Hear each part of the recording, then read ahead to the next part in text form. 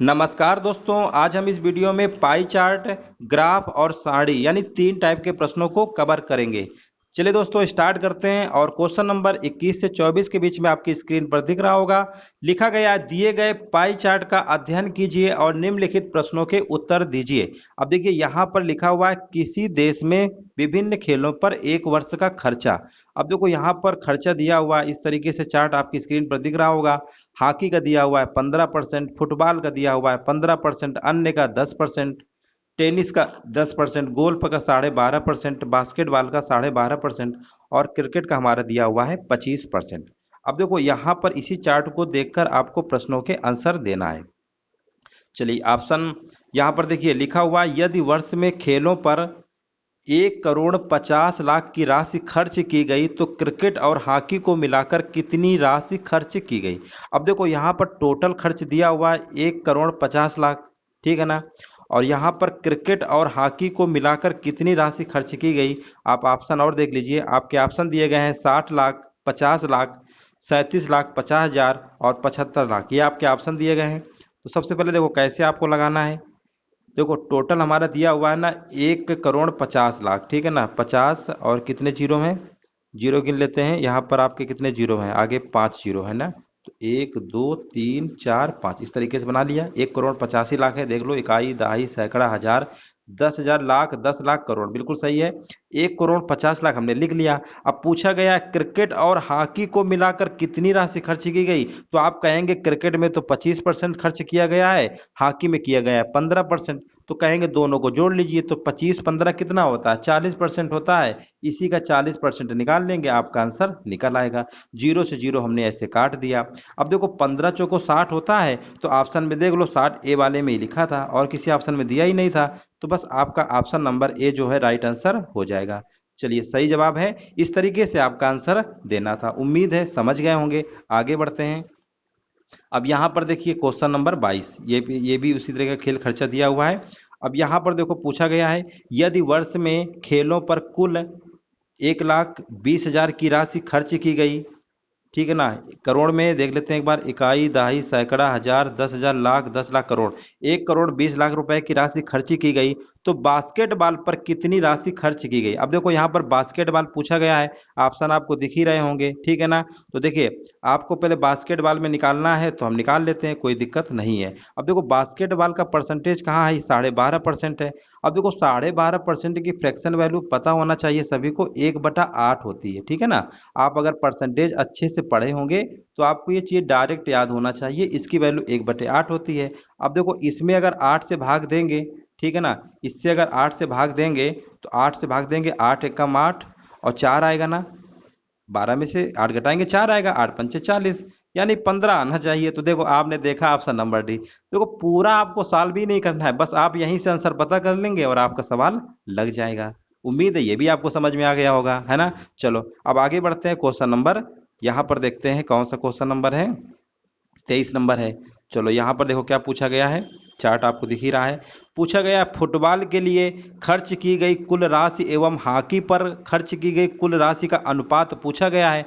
अब देखो यहाँ पर पूछा क्या गया, फुटबॉल और हॉकी। तो आप कहेंगे फुटबॉल हॉकी तो दिख रहा होगा आपको, फुटबॉल का आपको 15% दिख रहा है, हॉकी का 15, दोनों सेम है तो रेशियो भी हमारा सेम ही आएगा, यानी 1:1 हो गया।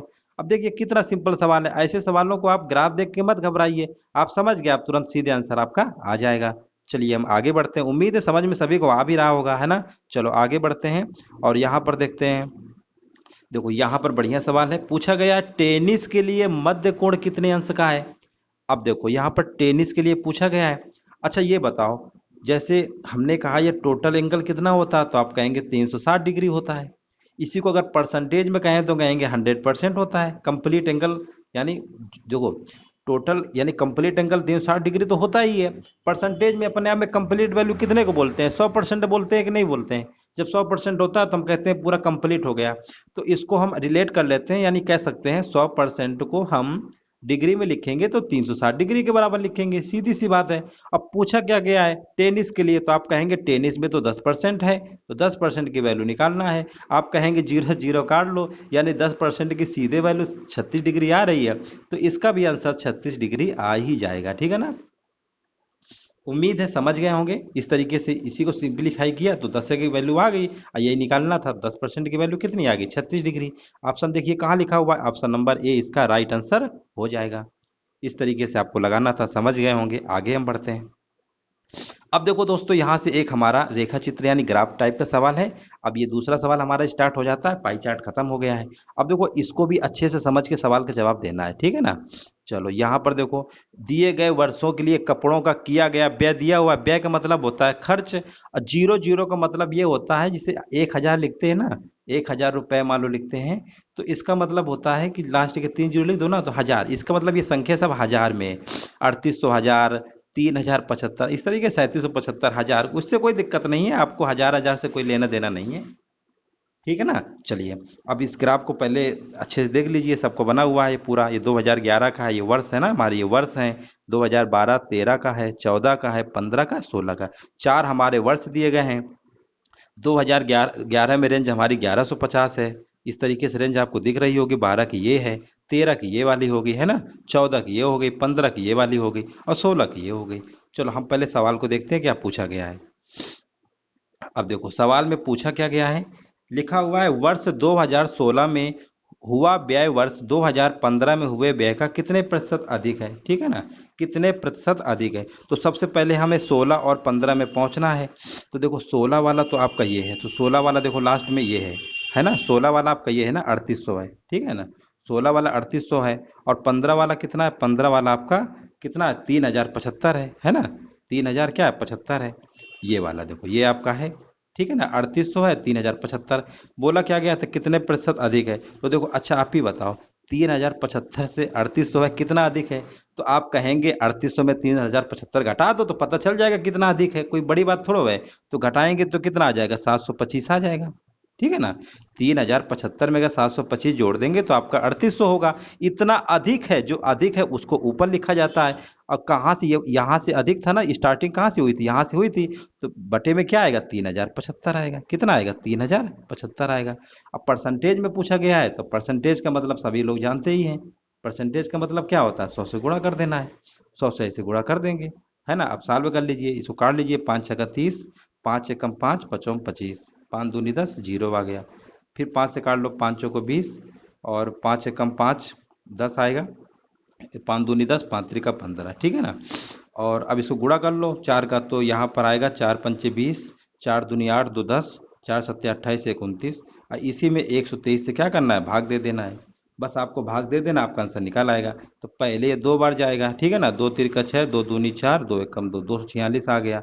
10 में 6 घटाएंगे तो कितना आएगा, 4 आएगा। और यहाँ पर आएगा 8 में से 4 गया तो 5, ठीक है ना, फिर जीरो उतार लेंगे। फिर ये कितनी बार जाएगा, 12 तिरका 36, 3 बार जाएगा। 3 से देखो लो, 3 त्रिका 9, 3 दूनी 6, और 3, सही है, 3 ही बार जाएगा। तो 23, फिर पॉइंट में कुछ जाएगा, तो 23 दशमलव कहीं कुछ लिखा था क्या, अच्छा बिल्कुल लिखा हुआ था, है ना, देखो ये लिखा नहीं था 23.57। आप सॉल्व कर लीजिए, ग्राफ है थोड़ा सा, क्वेश्चंस बड़े होते हैं ना, इसलिए थोड़ा मोबाइल में दिक्कत हो जाती है। बाकी आप समझ गए होंगे अच्छे से, सॉल्व कर लीजिएगा, पूरा आपको दिख रहा होगा ये, ठीक है ना, ये सब इस तरीके से बना था। चलो आगे बढ़ते हैं। चलो इसको देख लीजिए, ग्राफ देखिए वही है पूरा, है ना, ग्राफ वही बना हुआ है। और सवाल यहाँ से पूछा गया है, देखो यहाँ से ये पूछा गया। ऑप्शन पहले आप देख लीजिए, ऑप्शन आप नोट कर लीजिए। ऑप्शन आपके 3120 है, 3080 है, 3000 है, और 3430 है। आपने ऑप्शन नोट कर लिया होगा। अब सीधे सवाल पे आते हैं।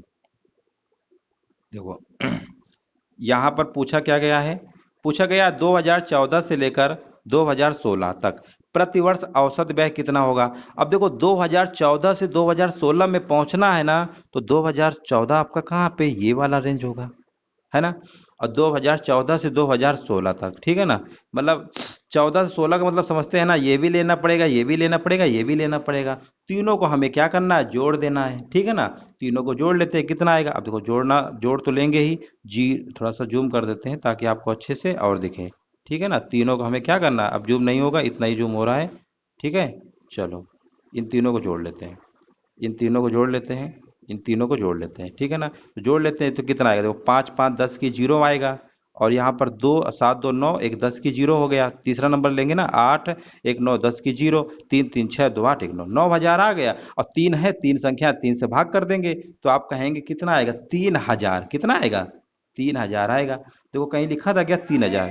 ऑप्शन में कहाँ लिखा हुआ था? ऑप्शन में लिखा था, बिल्कुल लिखा था। ऑप्शन नंबर इसका सी राइट आंसर हो जाएगा। उम्मीद है ये भी आप समझ गए होंगे। चलो आगे बढ़ते हैं। देखिए ग्राफ वाले क्वेश्चंस होते हैं ना, आपको घबराना नहीं है। अगर आप इनको अच्छे से समझ लेंगे तो फिर आपका सवाल लग जाएगा, ठीक है ना।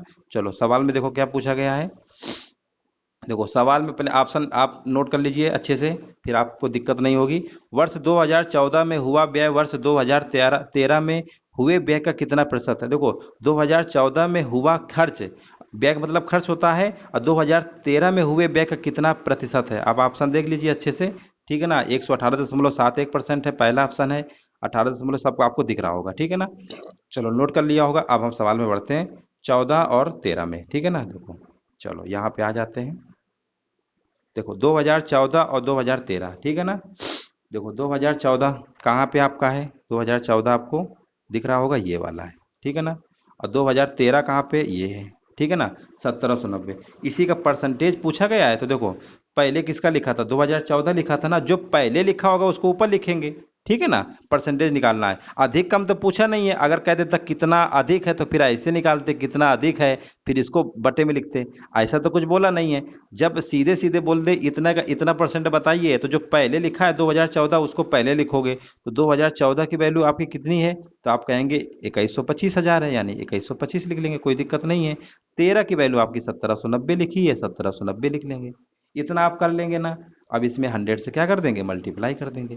जीरो से जीरो आपका कैंसिल हो जाएगा। अब आपको भाग करना पड़ेगा इसमें, है ना। थोड़ा सा भाग तो आपको लगाना ही पड़ेगा। 21, 25 और जीरो, इस तरीके से हो गया। ये जीरो इसमें आ जाएगा ना, ये चीज़ समझ ही रहे होंगे।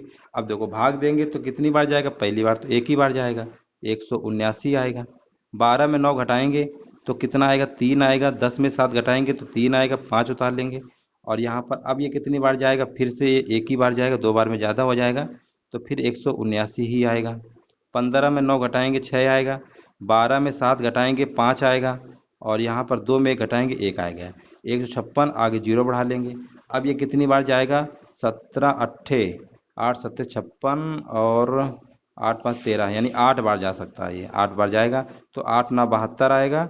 और लिख देते हैं 8 ना 72, 8 सत्ते 56 और 56 और 7 है, 56 और 7 कितना होगा? 63।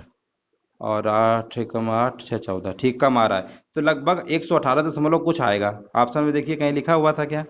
बिल्कुल लिखा हुआ था। 118 दशमलव कहाँ पे था? ऑप्शन नंबर इसका ए राइट आंसर हो जाएगा। इस तरीके से आप लगा लीजिएगा, आराम से लग जाएगा, ठीक है। चलो आगे बढ़ते हैं। और यहाँ पर देखो देखो ग्राफ को पहले आपको समझना है। समझ गए ग्राफ से तो फिर आपका सवाल अच्छे से लग जाएगा। यहाँ पर देखो पूछा गया है, पहले ऑप्शन आप नोट कर लीजिए क्वेश्चन नंबर 20 के। 878 है पहला ऑप्शन है, 158 है, 228 है और 335 है। ऑप्शन आपने नोट कर लिया ना। चलिए अब हम सवाल में आते हैं।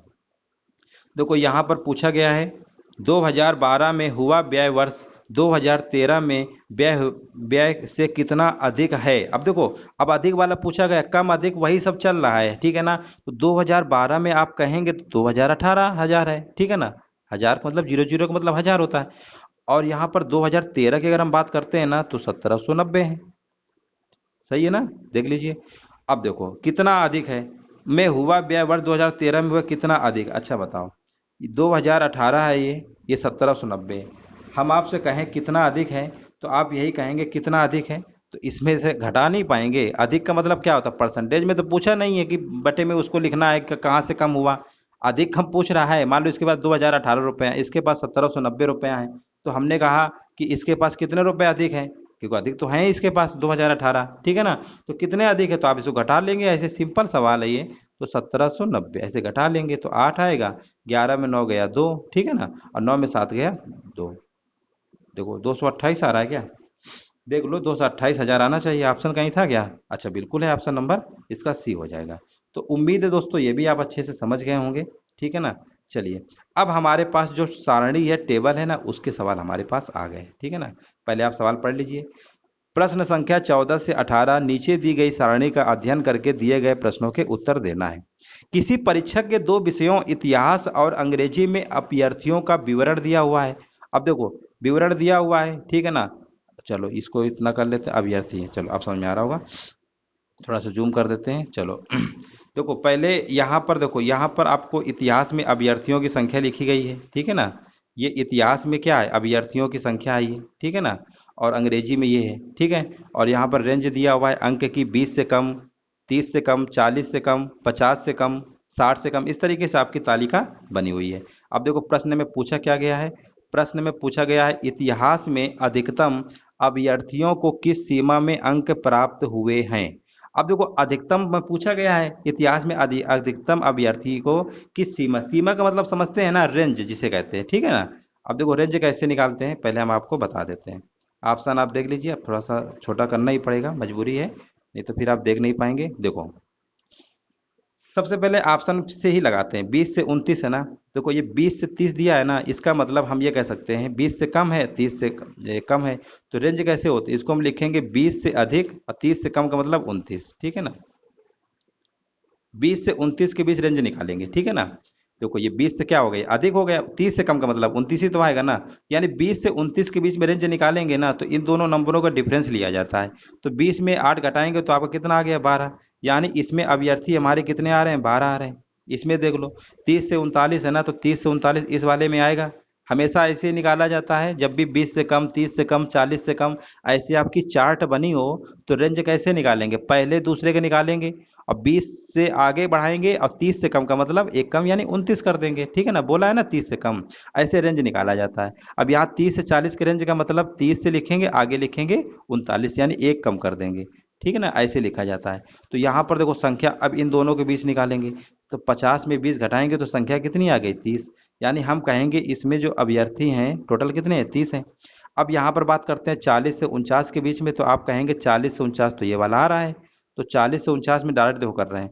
75 में से 25 घटाएंगे ना तो 25 ही तो आएगा, यानी इसमें 25 आएगा। और ऐसे 50 से 59 चलेंगे ना तो इस वाले रेंज में आएंगे, इस वाले रेंज में आएंगे तो आपका आएगा कितना, 15 आएगा, कितना आएगा 15।